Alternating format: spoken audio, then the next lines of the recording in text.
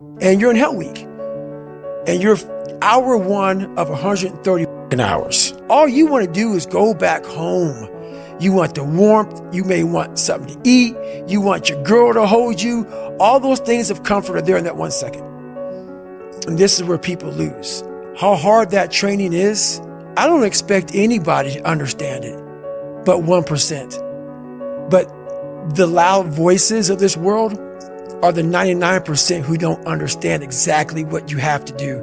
That's why when I speak and you don't understand me, it's probably a good thing, because that probably means I'm in an area of life that you're not in. So I end up doing almost like back-to-back 200-mile runs. When the 200-mile race, 240-mile race was hard at once, it became something that was very easy after I figured it out.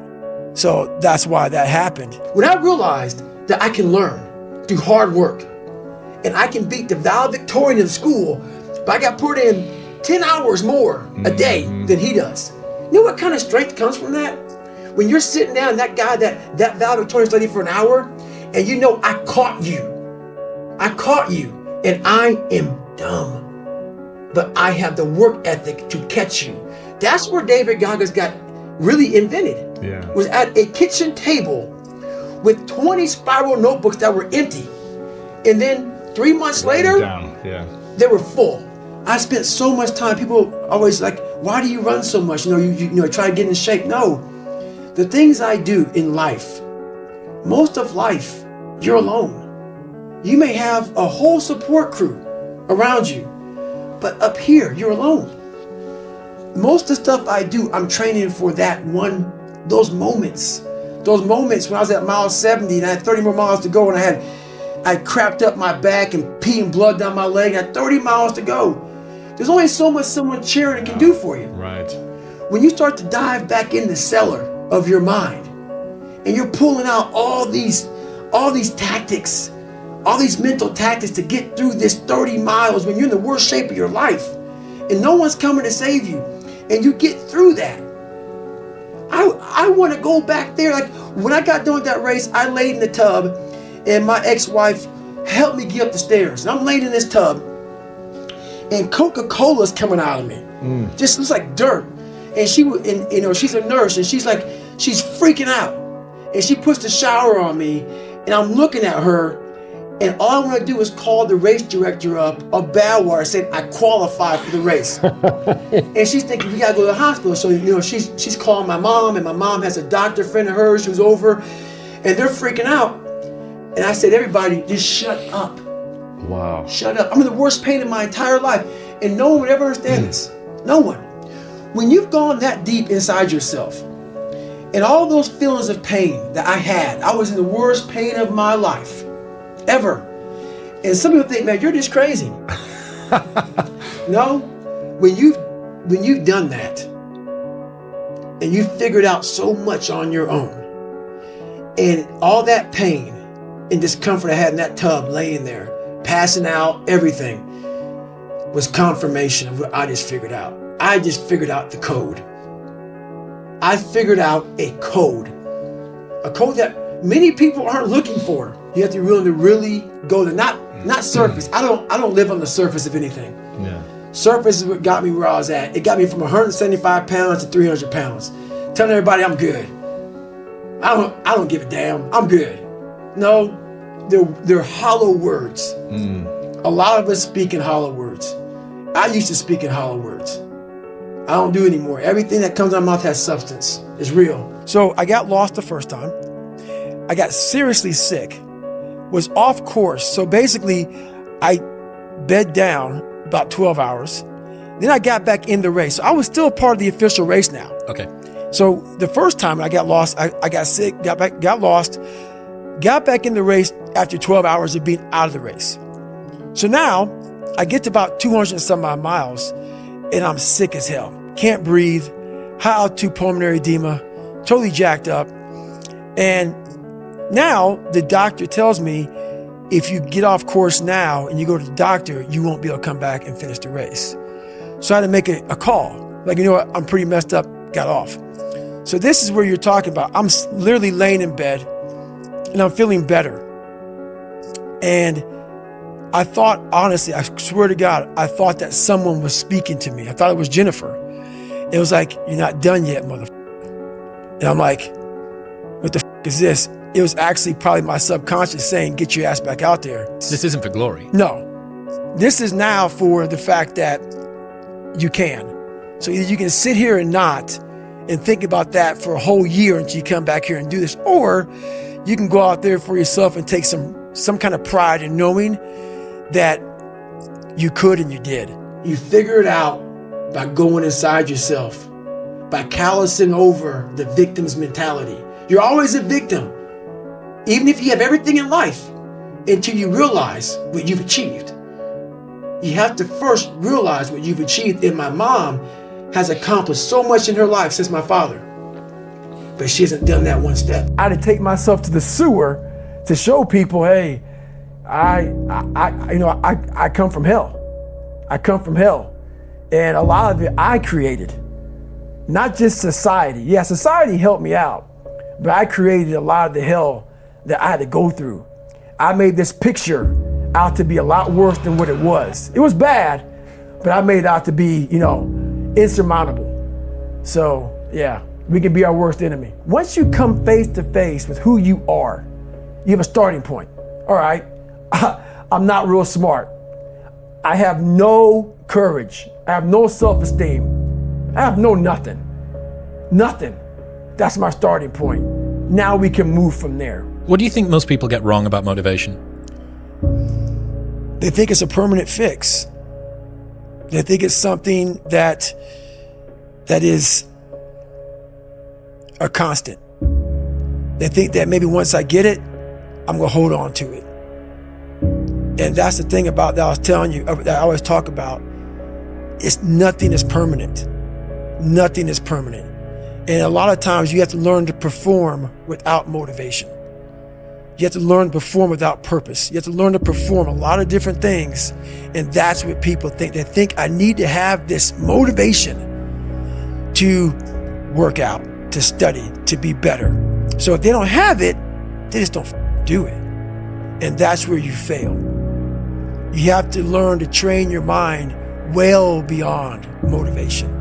If you have motivation, that's great. That's some kindling to the fire. All it takes is a little bit of spark, you can burn the whole forest up. But motivation, you have to learn to exist without it. You have to learn to be, you have to be your best self when you're least motivated. And that's the tricky part about all that. Motivation is just a word. You have to have these different things in your mind on where you want to go and know that motivation is not going to get me there. Because I'm not going to always be motivated. Jocko said the exact same thing. He said that discipline eats motivation for breakfast. And discipline is good too. But without a clear headspace, there's no discipline. Discipline is great. Motivation is great.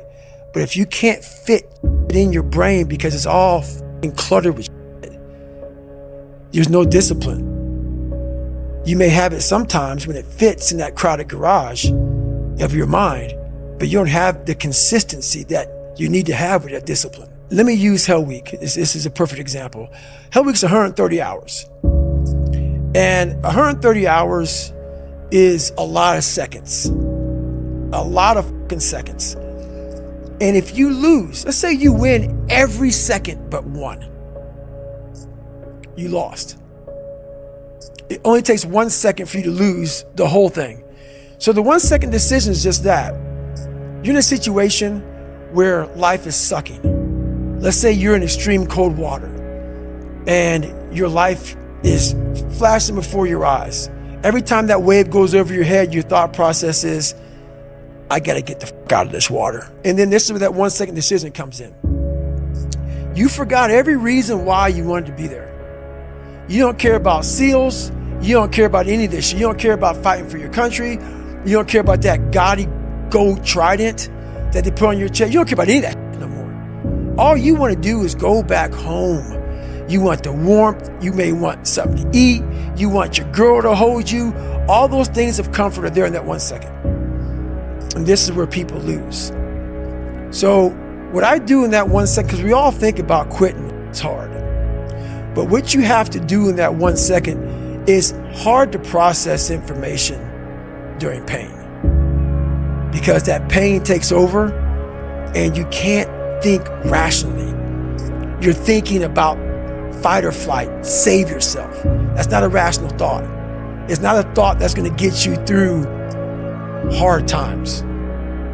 Most people fail that 1 second. So what happens, what I do in that 1 second, and there's a bigger process to all this, but in that 1 second, I physically stayed in that water. Because if I get out of the water, I quit. So I physically stay in the water, but mentally, I'm on the beach with the instructors. I'm still in the water physically, but mentally I'm back with them. I'm chilling. I got my parka on, and now I'm thinking logically because I'm warm now. Mentally, I'm warm. I've taken that 1 second. Let's not quit yet, Goggins. Let's think about your options. Where are you going to end up if you quit this? Where are you going to go? What are you going to say to yourself? Because you know you're going to get warm. The second you get out of this water, you can take a shower, and you could be warm. And in 5 days, you could be out. So I start thinking logically. I calm my brain down because your brain just wants to get the fuck out. Ring the bell, push your helmet down, get warm, and then you're really. And these are the things you have to think about in the 1 second decision. So that's what that's all about. It's about gaining control of your mind, putting things back in the proper perspective, and then saying, I really do want to be here. And I'm going to have a bunch of these 1 seconds through this 130-hour journey. And I have to learn to control these, because if I fail one of these 1 seconds, I will not be a SEAL. I will not be a doctor. I will not be a lawyer. I will not be whatever the fuck it is. So that's how important that 1 second decision is. It's all about your mind takes control of you. You have to say, you, I run this motherfucker. And that's what that's all about. One day that thing's going to come up. And if you're not constantly performing without purpose, you're not going to be ready when the time comes. It's this magical thing, purpose, that we're all looking for. But what's funny about it all is that we need these things to perform. But we don't take a second to realize the purpose is always there. The purpose never leaves us, because the very purpose is you. You are always the purpose. Once you put away your phones and your computers and all that shit we have nowadays, yeah, it's great. We're up to date. But your brain is the only thing you have when you're going through depression, when you're going through hard times, when you're going through death, real life shit. You can't Google that shit, man. You're alone. You're alone. You may have a shrink you're going to, you may have a best friend you're going to, but there's 24 hours in the day where you're alone in this brain. And your brain is talking to you in all kinds of ways. And it wants to control you and pull you in these different pockets. If you can't control your own brain and your brain controls you, you're f***ed. You got to tell your brain where you want to go and how you want to go and how you want to get there. You got to control it. If not, it's over. It's over. All I knew back then was hard work. The only way anything gets accomplished, that's all I heard back in those days. You got to work hard. You got to work hard. I'm not getting I can't get this paragraph. I can't remember what the f*** in this paragraph to pass this test to get in the military. Read it again. Still not getting it. Read it again. But if you're not getting it, write it out. And that's how I started learning. Okay, well, I got to write out every thing I do. And then write it out again. And write it out again. And guess what happened? I got it. I can't swim. I'm negative buoyant. Go back again. I can't swim. Go back again. Go back again. Go back again. I got it. I realized if I keep going back and going back and going back until the just becomes, your mind will say, okay, we're going to figure it out. It'll find a way. Because he is not going to stop. It's not like I'm going to try one more time. No. It's just like alarm clock goes off, boop, we're going back. I can't read right, we're going back. I gave myself no way out, and my mind realized that. They said, okay, we're going to adapt and overcome now. And they forget that. And it takes a very, very unique person and unique mind to do some of these jobs that are necessary in this world. So we are the only access. We have to save ourselves. So a lot of times we are the team to get us in and to get us out. Mental hardening, mental toughness, it's a perishable skill. Just because you went through some training once and you got through it doesn't mean it lasts forever. And that's where most people hated me in my life, because I realized that. You don't just say, oh, I got it, I'm checked off, I'm good for the rest of my life. That's why you have to recall. You recall everything. And you definitely must recall when it comes to the mind. That is one of the biggest requalifications you must have. And when you're at that level, you got to recall every day, not once a year. A lot of people, man, how do you do what you do? At the end of the day, I ask myself one question: can I take one more step? And usually the answer is yes. So if you can answer that question and not take another step, that is real failure. That is real quitting. So a lot of people can take one more step, but they choose not to. I don't know if you can take 2 steps. You got to answer that question after you take the first step. But I can always take one more step. So if I choose not to, that's on me. And I got to live with that. All the fucking times that I was like, I'm not going back. And I went back. I'm not going back. And I went back. I'm not going back. And I went back. It showed me even more of what we have as humans. If we're willing to go there and we're willing to push that extra step. I'm always looking for more. I'm always looking for what's the next thing for myself. How can I grow? And that right there was the next thing for me. You know, I didn't want to sit back and, just enjoy my retirement from the military. There's no growth in that. So I decided to go out and do this. That was my mindset. And that's how you get through things. You immerse yourself in wherever it is, and you become that. You become that and give yourself no way out. I became hell. And that became my new norm. I gave myself no way out. There was nothing outside these walls of hell. Nothing. They don't know me, son. Get it. 18. They don't know me, son. We all have these feelings in our bodies, in our minds, in our souls. I act on mine. A lot of us who are afraid of something, we allow our minds to choose the path of least resistance, so we go a different route. When I'm afraid of something, it's telling me you must conquer do this that. thing. You must do that. Yeah. You have to go that way. And most of us don't understand that mentality. You don't just wake up and just rocky. You gotta wake up and think about, there's a process to getting better. And that process is never finished. So one of the things that I've been thinking about is the danger of success making you soft. Mm-hmm. And this must be something that you've battled with over the last few years. Right. More money, more attention, more fame, more free things if you wanted, more opportunities to go places and do stuff with people. Right. How have you dealt with this battle of success not making you soft? You have to cap it. You have to learn to cap success. So what I do is, like right now, I don't like doing podcasts. There's a lot of things I don't do that I have to do now to get the message out there to help people out. And what I mean by capping success, I believe everybody should live their life. So everything that someone says in life, take it with a grain of salt. Take what they give and don't be like, oh, David Goggins said this or whoever said this. No, do not take what I say and do exactly what I say.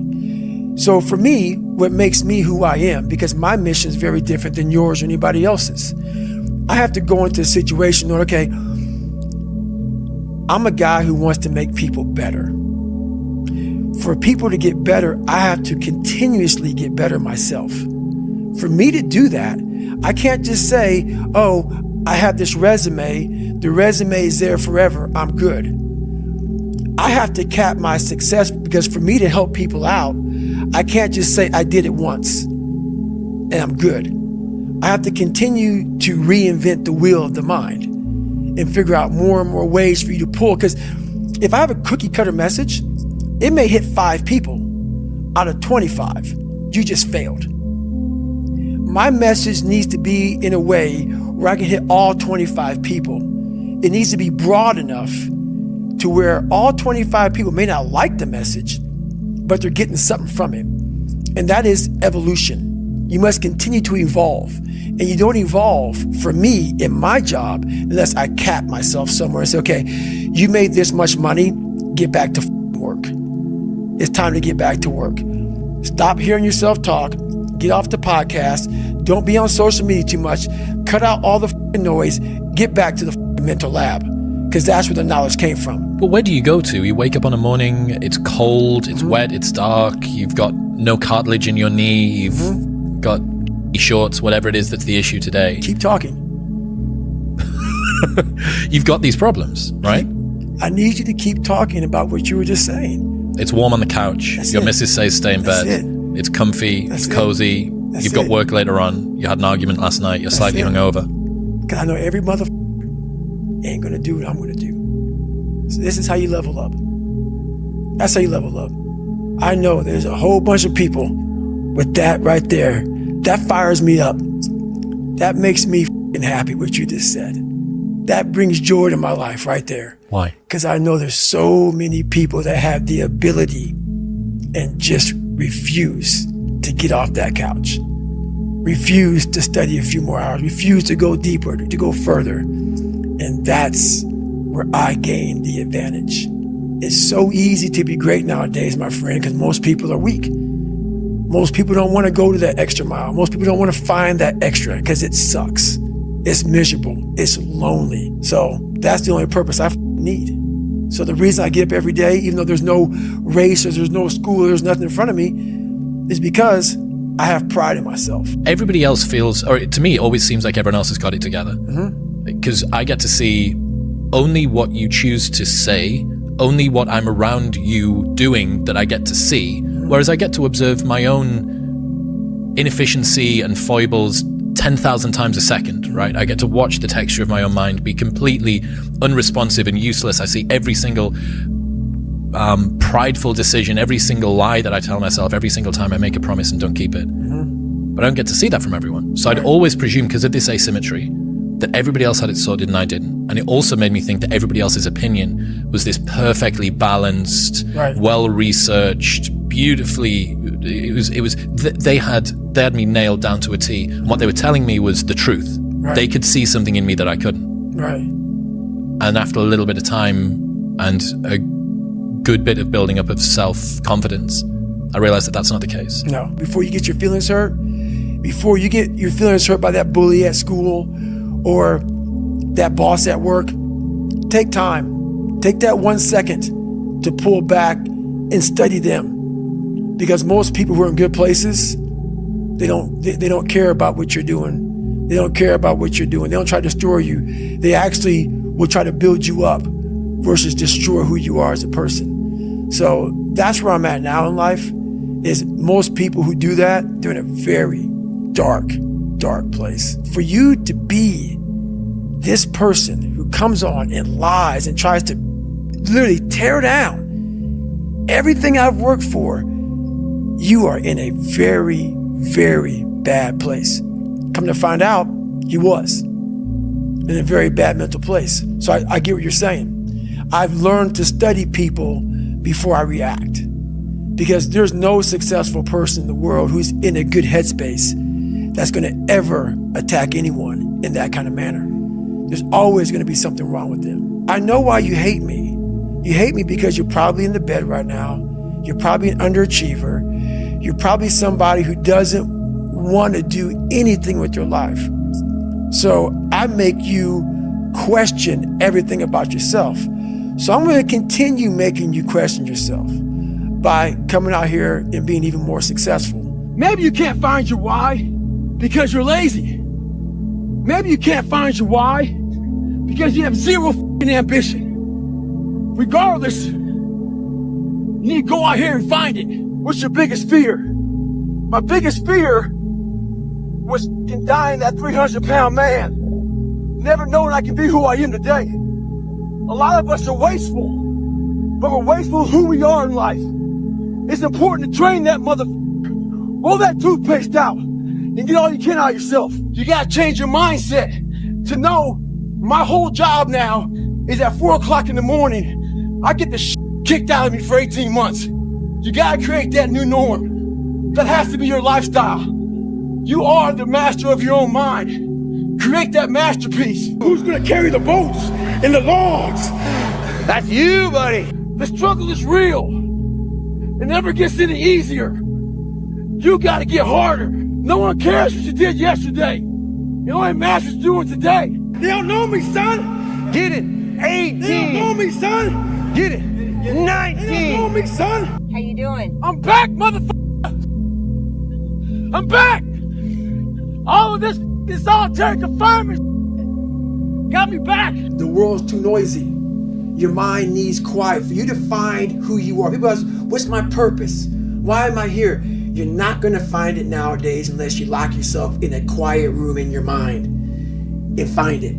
It's too noisy. For me, I could be in a busy street in New York City, horns honking, and I'm walking around with like nothing. It's me and myself in a quiet spot. And when you are constantly reflecting on who you are, where you've been, the journey you've gone through, the journey you can continue going through, the feeling's always there. You don't allow the world to pull you so fast that you forget. You don't allow yourself to pull you so fast that you forget. It's not about staying in that moment. It's about you want to get to the point where that feeling follows you like breathing. It becomes a part of your life, part of your DNA. But it's made, like these calluses on my hands right now, they're made. They are now on my brain. This is now a part of me. What's amazing about the human mind is that it becomes your new norm. Like to think that I can run 200 miles, 240 miles, and that becomes like running 50. I never thought that was possible. This is why I'm always pushing that limit, because I know that within pushing these limits, there's always more. What was the greatest lesson your mom taught you growing up? Honestly, the greatest lesson she ever taught me is a lesson that she doesn't know how much she taught me, because she wasn't much in the teaching mode. My dad took her soul. But what I did as a young kid is I observed everybody. I wasn't really smart in the books, but I was real smart when it came to life. And I was able to sit back and watch her mistakes. I was able to see how she struggled through life and how I don't want to struggle through life. And I was able to see she never picked me up. The biggest thing she did for me, and this is the honest to God truth, and she doesn't even know she did it. When I would bust my ass, when I would fail, when I was at the bottom of the sewer, she never picked me up. She never gave me that cookie and said, hey son, you know, it's gonna be okay. She didn't have time for that. And sometimes she gets upset when I talk about my past because it paints her out to be not the best mom. If I had any kind of mom in that kind of environment, I would have never made it. Because she forced me, for every reason, she forced me to, you better figure this out or you're gonna be a statistic. Wow. And this is something that she didn't sit down and tell me. I realized this. This is the world that is in front of me. And what most people do is they see this world and they look at it as an excuse to get out of it. I started looking at it as this is the ultimate training ground for the rest of my life. I have all these valuable lessons, because if you look out in the world right now today, it's not a nice place, but I'm very prepared for it. You are. I'm prepared for it. I'm prepared for all the failure coming my way. I'm prepared for everything my way. And that's the biggest lesson that she taught me by not teaching me, by never saying it's gonna be okay. Matter of fact, she told me the exact opposite. Life sucks. That's what she knew. And it was the truth. I get better when I'm digging holes in the ground, when I'm waking up early knowing I don't have to do these things. That's where I get better. So it's important to stay hungry. It's important to stay hungry, but it's important more to stay humble within that hunger. So while you're hungry, a lot of people are hungry, but humility is everything. What was that story about William Crawford, the janitor? Yeah, so this guy won the Medal of Honor. So he won the Medal of Honor, and which is the highest award in the military. And this guy went to the Air Force Academy, and he was a janitor. And no one knew who the this man was. He had the highest award in all the military for heroics. For heroics, saving lives, putting his life on the line. Could have been killed. And he is now basically, cleaning for young kids. And we can all imagine how that probably went. There's probably some, little bit of taunting here and there. And he just sat there and cleaned the So that's why he's in my trained humility part, because for this man to be at the level he was and have that kind of humility to go, I'm a Medal of Honor winner, but I'm gonna put that in my closet, and I'm gonna pick up my broom and dustpan, and I'm gonna pick up, this rag and clean this for these young men. That right there is amazing for me, man. That's where you grow. That's growth, huge growth. And also it shows that he was doing his job. He was a servant. He didn't look at himself any better than anybody else. And the second you do that, you're totally lost. You cannot look at yourself like people, with me even. I always look at people. I know where you are. I know where, because I've been there. That's why I help so many people out. I've never been above you. I've always pretty much been beneath you, and that's where my knowledge came from. So I know how to reach those people who are in the dungeon, because I've been there so many times. You have to be your best self when you're least motivated. And that's the tricky part about all that. Motivation is just a word. You have to have these different things in your mind on where you want to go, and know that motivation is not going to get me there, because I'm not going to always be motivated. Jocko said the exact same thing. He said that discipline eats motivation for breakfast. And discipline is good too, but without a clear headspace, there's no discipline. What do you mean? So let's say we have a circuit breaker, okay? And I'm loading everything up to one circuit, just load it up. It's gonna fucking blow. And once that thing blows, man, the circuit's all fucked up. You gotta have each thing plugged into the right spot, like a fucking crowded garage. You can't put anything in it. Once your brain is crowded, discipline is great, motivation is great, but if you can't fit in your brain because it's all fucking cluttered with shit, there's no discipline. You may have it sometimes when it fits in that crowded garage of your mind, but you don't have the consistency that you need to have with that discipline. I call it mental zones. I don't get into it much because we'd be here all day. But basically, is you're organizing your mind so you can put that discipline. So a lot of people talk about discipline. Okay, great. Why do you fall off the wagon? Why can't I continue with this routine? Going to the gym, being better, waking up early, eating the right foods. It's because maybe it's your kids, maybe it's your wife, maybe it's your job, and it's all just stuck in your brain. You don't have it compartmentalized and organized in these nice shelves. A lot of people whose brain, hey, where's my demos? Let me look. They're throwing shit, they're looking through totes, they're all f***ed up. So where am I gonna put discipline in that mind if I can't find other shit? You gotta be able to find all these different things in your mind. Oh, I can put discipline right there. I can put consistency right there. I can put all these things right there in that spot. So that's what I'm talking about. If your life is not organized, and your life being everything around you, because it takes one little piece of an outside interference to clutter your whole mind. Your mind has to always be clear. That's why I meditate 2 hours every single night, because I refresh, I reorganize the garage, which is my mind, every night. So then discipline's in there, organization, everything is in this right spot. So when I wake up, I'm ready to go. I'm not waking up late. I'm not rushing around. I'm not disorganized, because I know I'm gonna get hit in the fucking mouth. There's an art to getting hit in the fucking mouth. And that is why these things are important. You have to wake up and you have to give yourself belief. You have to give yourself confidence. So it starts with that run. So after the run, I come home, I eat something small. How long's the run typically at the moment? Nowhere under 12 miles.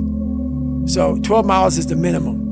And what are you getting that done in? How long? It depends. Right now I'm running heart rate. So I'm doing like 8:15s, 8:30s, because I'm retraining right now. Because what's that? Is that zone 2 for you? Zone 2. Yep. Because of the leg surgery I had. So I'm going back, starting from scratch. So anywhere from about 1:30 to 2 hours, I run every day. Mm-hmm. So you're fasted on the morning? Yes. Up, straight out?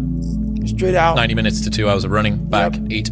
eat, and I'm in the gym. I watched this segment on TV about these guys going through Navy SEAL training. And I couldn't even, I wasn't a great swimmer. I was afraid of the water, all this crap, man. And I saw these guys just quitting. But at the very end, it says 22 guys. This commanding officer's up there, and he gives this great speech. And was like, man, I wonder. So I started visualizing me being the 23rd guy in these dress whites, sitting there with these guys, getting that Navy SEAL, graduating this Navy SEAL training. I was like, God. So I put myself there. I was like, man, that's an amazing feeling. I put myself there at 297, not even able to do anything that these great men were doing. I said, man, if I could feel that, that would change my life. If I could just feel that. It lasts for 1 second. You get that certificate, you walk across the stage, and what's next? But I didn't know that then. My mind was that I thought I'd live in that moment forever.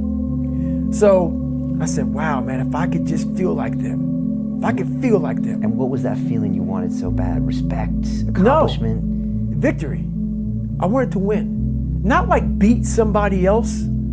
It wasn't about that. I just wanted to go the distance.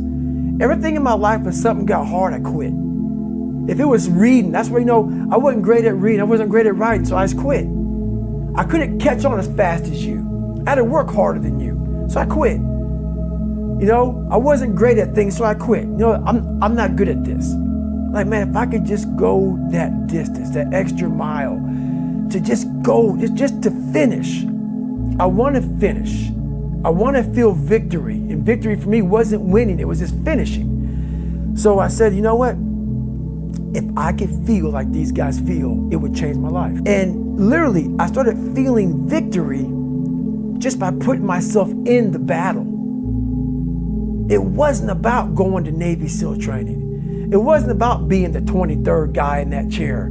I started realizing, man, just by going to war with myself every day and putting these challenges and these goals and these obstacles, these insurmountable obstacles. So it wasn't about losing 106 pounds. Me losing 5 pounds was an accomplishment. Me losing 10 pounds and then 50 pounds. And then the more I did this, the more I gained confidence. And then the more I gained confidence, the more I realized, these Navy SEALs, man. These guys can't do what I'm doing right now. I had no coach, had no trainer, had no money. I didn't know how to lose weight. I had no knowledge of what I was doing. I was just working. I was just sacrificing. And then through that, all these different tools started coming up. But I would have never found these tools if I didn't put myself in a very uncomfortable place. We all look for toughness. We all want it, but we look for it in a comfortable environment. You will not find toughness in a comfortable environment. But if you look at it as, man, I'm broken and I'm still here. And I'm fighting, and I'm gonna find a way to get through this because I have no other place to go. It gives you a lot of power, and no one really finds themselves without going through trials, tribulations, suffering, accountability. And accountability is suffering. Being accountable every fucking day for doing right for yourself, for the people next to you, it's miserable. That's where he came from. He came from all these up obstacles, and now he's there. So everybody goes, how do you do that? You know exactly how to do that. The big thing is you gotta put some big runs in, followed by some medium runs. Yesterday I did a 50K. My legs were all beat down, low was me, tired, feel like shit. But guess what? I know, how about days off? One day, but not today. Day after day after day. That's the thing about what you're doing right now that's challenging, is a lot of motherfuckers can sign up for the one-day event. A lot of people do. A lot of these CEOs, a lot of these people who don't want to suffer, as a living, who don't want to suffer as making it a habit, what they do is they go out and they recruit these people to put them through a 2-day, 3-day challenge. Anybody can do that shit because your mind can process 2 or 3 days of suck. What you're doing, my friend, is gonna be damn near a month of suck. So this guy just passed me. He said, Goggins, just be average today. Some of you just don't understand. Some of you been average for so damn long, you don't know what it is to do hard work. But there's a lot of you out there who want to be much more than average, but just don't know how to do it every single day, the grind. You need to find someone to oil those fucking gears up. So check it out. This is a mindset. Maybe it's true, maybe it's not. But there's a motherfucker out there who wants what you have, who wants the position you are, who wants the job you have, who wants the wife that you have, or the husband. There's someone out there hungry and wants everything you fucking have. Maybe it's true, maybe it's not. But if it is, it's gonna be your ass. So make that a motivation for you. Stay hard.